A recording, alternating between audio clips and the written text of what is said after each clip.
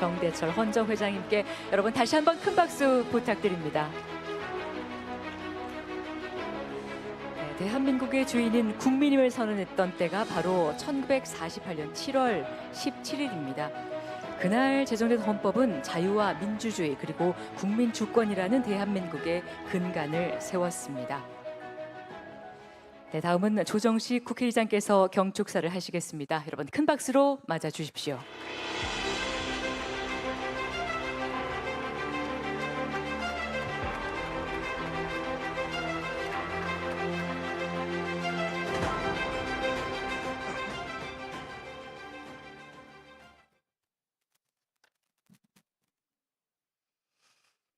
존경하는 국민 여러분, 사랑하는 동포 여러분, 역대 국회의장단과 헌정회원 여러분, 그리고 국회의원과 사법부 행정부의 대표님들, 또한 외교사절을 비롯한 내외 귀빈 여러분, 오늘은 대한민국의 최고 규범이자 국민 삶의 울타리인 헌법의 탄생을 기념하는 제헌절을 맞이했습니다.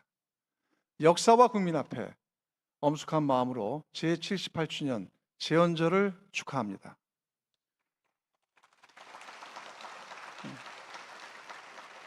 78년 전 오늘 오직 나라를 바로 세우겠다는 애국심으로 민주공화국의 기초를 세운 198분의 제헌 의원들이 계셨습니다. 전쟁의 참화와 엄혹한 시절 속에서도 국회를 지키며 우회주의를 수호했던 자랑스러운 선배들이 있었습니다. 자유롭고 정의로운 대한민국이 있기까지 헌신해 오신 선열들과 위대한 국민 여러분께 고개 숙여 존경과 감사의 인사를 드립니다.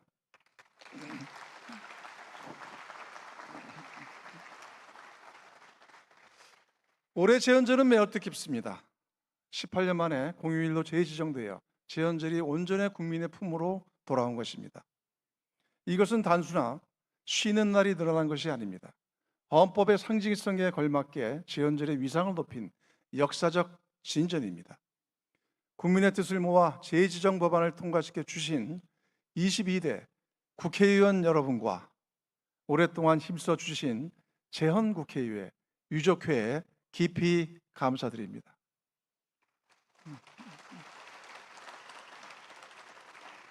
존경하는 국민 여러분, 대한민국 헌법의 역사는 불의에 맞서 싸운 국민의 피와 땀으로 쓴 거대한 서사시입니다.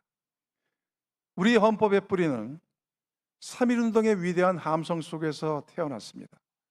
아무런 망명지에서도 우리 애국 선열들은 대한민국은 민주공화제로 한다는 임시헌장 제1조를 선포했습니다. 백성이 나라의 주인임을 선언한 역사적 대사건이었습니다. 1948년의 제헌헌법은 이 숭고한 임시정부의 법통을 온전히 계승한 것입니다. 대한민국 현대사는 주권재민의 정신을 온전히 구현하기 위해 전진해온 역사의 순간이었습니다. 권력자가 헌법을 짓밟을 때마다 국민은 불의와 타협하지 않았습니다. 4.19 혁명, 5.18 민주화 운동, 6월 민주항쟁에 이르기까지 우리 국민은 헌법을 지켜낸 위대한 수호자였습니다. 국민주권의 역사는 끊임없이 새로 쓰이고 있습니다. 우리는 불과 2년 전 12.3 비상사태 계엄이라는 전대미문의 국가적 위기와 마주했습니다.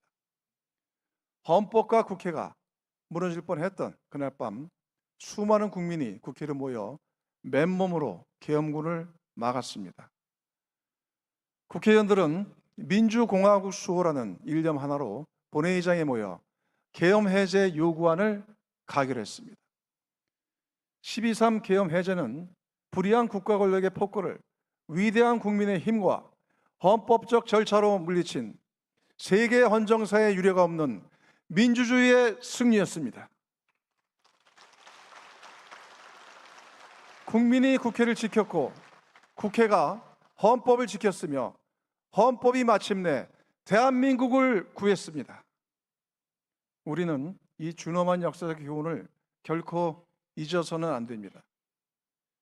저는 민주공화국을 수호한 12월 3일을 국민 주권의 날로 지정하도록 하겠다는 것을 국민 여러분께 약속드립니다. 국민이 주인임을 증명한 그날을 민주주의의 위대한 이정표로 삼아 우리 헌정사에 찬란하게 세우도록 하겠습니다.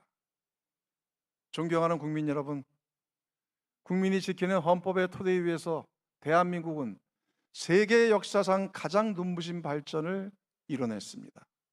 원조를 받던 최빈국에서 이제는 세계의 번영을 이끄는 당당한 리더로 우뚝 서고 있습니다. 강력한 경제력과 국방력을 바탕으로 세계 무대에서 활약하고 있으며 한국 문화의 매력은 전 세계인의 마음을 사로잡고 있습니다. 그러나 아직 이러한 성과에 안주하기에는 우리 앞에 밀려오는 위기의 파고가 높습니다. 세계는 거대한 전환기에 돌입하였습니다. 자국 우선주의와 힘의 논리가 국제 질서를 지배하고 지정학적 갈등과 보호무역주의의 압박은 우리 경제를 위협하고 있습니다. AI 혁명은 산업경제 패러다임을 흔들고 있으며 과학기술의 축복 뒤에는 디지털 격차와 인간 소외라는 그림자가 짙게 드리고 있습니다. 또한 심각한 것은 내부 분열입니다. 자산 불평등과 양극화로 사회 곳곳에 균열이 생기고 있습니다. 자산의 격차는 청년들의 희망을 앗아가고 소상공인들은 절박한 어려움을 호소하고 있습니다. 이 틈새로 진영 간의 극단적 대립과 갈등이 증폭되어 공동체의 연대와 신뢰를 뿌리채 갉아먹고 있습니다. 국민을 통합하고 해법을 제시해야 할 정치가 책임을 다하고 있는지 묻지 않을 수 없습니다. 시대의 요구를 외면하는 정치는 주권자에 대한 책무를 방기하는 것입니다. 낡은 관행을 깨뜨리고 미래를 준비하는 정치로 전환해야 합니다. 존경하는 국민 여러분, 시대가 바뀌면 시대 정신이 바뀌고 법 제도도 옷을 갈아입어야 합니다. 국가의 최고 기본인 헌법은 종이 위에 박제된 글씨가 아닙니다. 시대를 비추는 거울이며 국민의 삶을 담아내는 큰 그릇입니다. 헌법은 권력 구조를 규정할 뿐만 아니라 국민의 기본권을 보장하고 인간다운 삶을 선언하는 국민 안전보장 계약서입니다. 그러기에 헌법은 가장 낮은 곳에 있는 국민의 눈물을 투영하는 모두의 헌법이어야 합니다. 현행 87년 헌법은 국민 주권을 실현한 성과물로 지난 40년 가까이 우리 대한민국의 국가 시스템과 사회를 지탱해 왔습니다. 하지만 한 세대를 지나는 동안 우리 사회의 규모와 국민의 권리의식은 비교할 수 없을 만큼 성숙해졌습니다. 현행 헌법은 핸드폰도 그리고 인터넷도 없었고 기후위기라는 단어 자체가 생소하던 시절에 만들어졌습니다. 초고령 사회와 인구 소멸이라는 위기 앞에서 헌법은 국가의 책무를 뚜렷하게 명시하지 못하고 있습니다. AI 대전환 시대에 기술 혁신과 인간 존엄의 균형을 어떻게 잡을 것인지에 대한 통찰도 부족합니다. 법이 시대와 현실을 따라가지 못하는 이른바 헌법 지체 현상입니다. 오늘 이 자리에는 현행 헌법의 지체 속에서 기본권을 온전히 구제받지 못한 5분이 함께하고 계십니다. 이명자님, 5.18 당시 사형수였던 정동련님의 배우자이자 5월 어머니집 관장을 역임하셨습니다. 5.18 민주화운동이 헌법 전문에 새겨졌더라면 역사적 왜곡과 희생자들에 대한 명예훼손을 막을 수 있을 것이었습니다. 이정민님, 이태원 참사 유가족 협의회 위원장으로서 재난에 대한 국가의 대응 책임을 강화하는 데 앞장서 오셨습니다. 생명안전권을 헌법에 명시함으로써 국민의 생명을 보호하는 국가의 책임을 구체화해야 합니다. 그리고 박미숙님, 군 복무 중 제때 치료를 받지 못해 안타깝게 순직한 고 홍정기 일병의 어머니이십니다. 군경의 국가 배상 청구를 제한하는 헌법 제29조 제2항은 유신헌법의 잔재임에도 아직도 개정되지 않아 억울한 일이 반복되고 있습니다.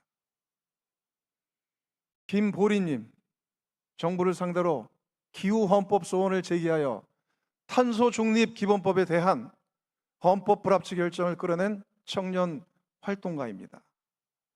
미래 세대에 대한 책임과 지속 가능한 환경에 대한 인식을 헌법이 담아내지 못하고 있음을 세상에 알렸습니다. 그리고 마지막으로 할라자트님, 우리 공동체의 일원으로 성실히 살아가고 있는 고려인 동포입니다.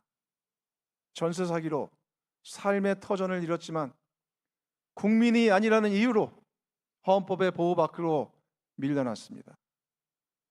대한민국 헌법은 이 땅에서 살아가는 모든 사람들이 인간다운 삶을 누릴 수 있도록 울타리가 되어줘야 합니다.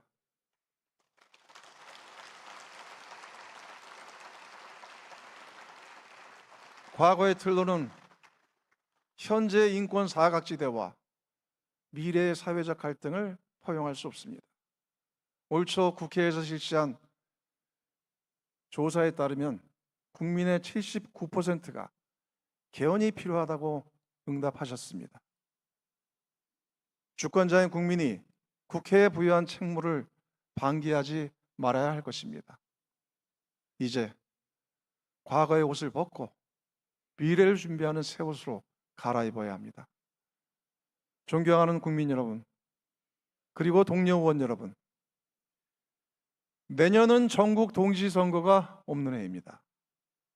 국회가 팔을 걷어붙이고 차분하게 개헌을 논의할 수 있는 적기라 생각합니다. 9차 개헌으로 탄생한 87년 헌법이 40도를 맞는 해이기도 합니다. 국민의 열망과 나라의 미래를 담은 개헌으로 오래 미뤄온 시대적 책무를 완수해야 합니다. 저는 충분한 토론과 사회적 합의를 거쳐 2027년에 국민주권 개헌안을 마련하고 이번 22대 국회 내에 10차 개헌을 매듭지을 것을 제안합니다.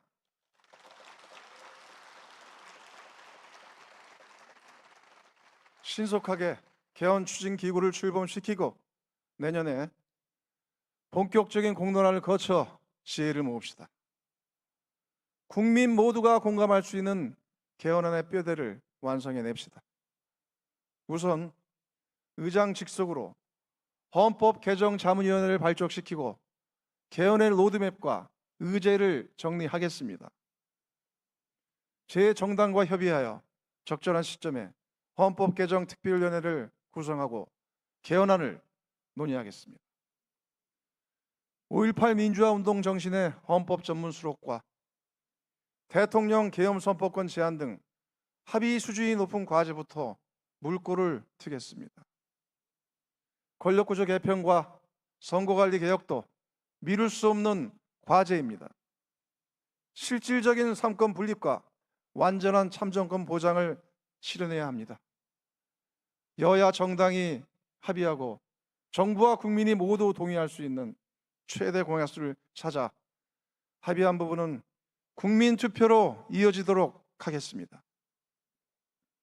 이번 개헌은 결코 정치적인 단판형의 개헌이 되지 않도록 할 것입니다. 국회는 주권자인 국민이 개헌의 주인이 될 수 있도록 국민 참여형 디지털 플랫폼 가칭 모두의 헌법을 구축하겠습니다. 국민이 직접 제안하고 토론하는 집단 시성의 장을 만들어 국민주권 개헌을 완수하겠습니다.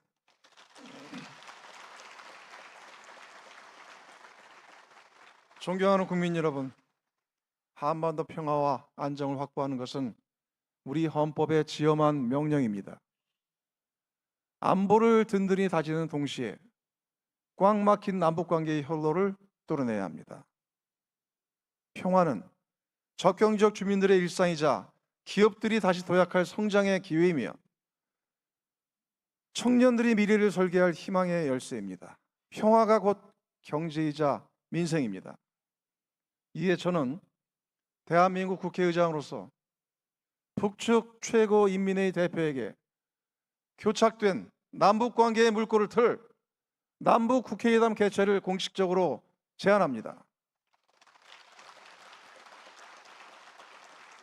어떠한 조건 없이 언제 어디서든 대면이든 화상이든 열린 마음으로 만나고 얘기 나눕시다. 인도적 지원과 이산가족 상봉, 나아가 한반도 긴장 완화를 위한 대화의 장에 북측이 담대한 호응으로 화답해 주기를 기대합니다. 존경하는 귀빈 여러분, 친애하는 내외 귀빈 여러분, 우리 선열들께서 피와 땀으로 지켜 물려준 위대한 유산이 바로 대한민국 헌법입니다. 이 헌법 정신을 계승하고 미래지향적으로 발전시켜 다음 세대에 물려주는 것은 우리에게 부여된 엄숙한 사명입니다. 대한민국의 주권은 국민에게 있고 모든 권력은 국민으로부터 나온다. 헌법 제1조 제2항의 선언이 국민의 구체적인 삶에서 작동하는 권리로 만들겠습니다. 국민을 받들고 민생을 구하며 새로운 미래를 여는 협치와 개헌의 길에 대한민국 국회가 국민과 함께 힘차게 전진하겠습니다. 모두의 헌법으로 대전환의 새로운 시대를 열어갑시다. 감사합니다.